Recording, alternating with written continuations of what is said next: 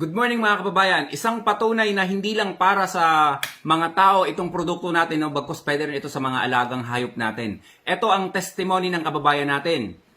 Yan po sa akong alaga kabayan.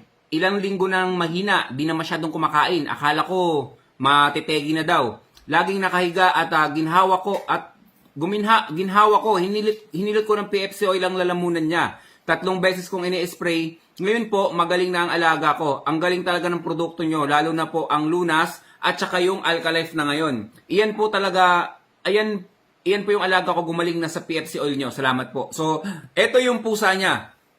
Sa mga pet lovers natin yan, sa mga kababayan natin na mahihilig sa mga pusa, hayop, no? Kung ano man ang alaga mo dyan, ibon, pwede mong ipainom yung pinagbabara ng Alkalife natin. Yung may mga kababayan nating may mga aquarium dyan, pwede mo yung stone yan, ilagay mo dyan. Naalala ko yung isda ni Coach Wilson Katangino, hindi ko lang matandaan kung anong klaseng isda yon. Yung mata raw nun talagang parang lumuluha yata, yung nakalabas na ba.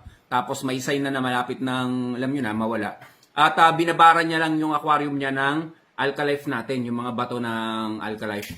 Tapos hindi masyadong nalulumot yung aquarium dahil nga doon sa mga rock na yon, no? Tapos yung isda niya nakasurvive hanggang sa nabuhay na sa ulian yung mata. So, yun, kagaya nun, mga ganyan. Kung may mga panabong na manok kayo, subukan nyo ipainom yan, no? Pero hindi ko naman ini-encourage yung mga na magsabong na para lang sa mga alaga nyo. And then, kung ano man alaga sa mga mga hayop nyo na tingin nyo constipated, no? Yung hindi dumi din ang maayos. Pwede nyo rin painom yung Lunas drinks natin, no? Nyo lang. Discarte nyo kung paano nila mainom. So yun lang mga kababayan. Kung sa hayop to, epektibo lalo pa yan sa mga tao. Yun lang, stay healthy. Ako si Chance at ako magsasakang gala.